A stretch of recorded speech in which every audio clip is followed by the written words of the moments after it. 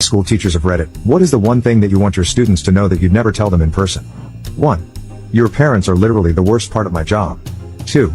Yes, I put you in a group with a kid you have a crush on intentionally. I'm stuck here with you 180 days a year. I want to see some drama. 3. Stop wearing your furry tail. Everyone is uncomfortable. 4. I am no longer a teacher, but I remember several days that I felt lazy and wanted to give the class the day off.